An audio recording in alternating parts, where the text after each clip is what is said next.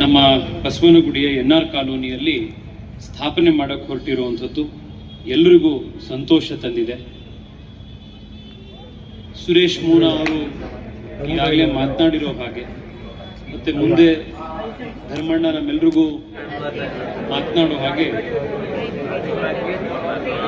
ಕರ್ನಾಟಕದ ಅಭಿವೃದ್ಧಿಯಲ್ಲಿ, ಅದರಲ್ಲೂ ವಿಶೇಷವಾಗಿ ಬೆಂಗಳೂರಿನ ಅಭಿವೃದ್ಧಿಯಲ್ಲಿ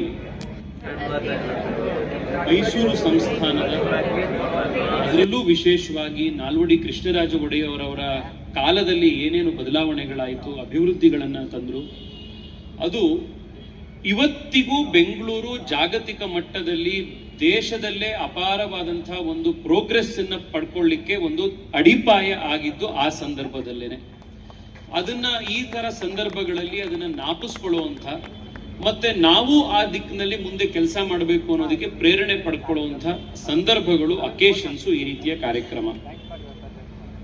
ನೀವು ಬೆಂಗಳೂರಿನ ಗಮನಿಸಿದ್ರೆ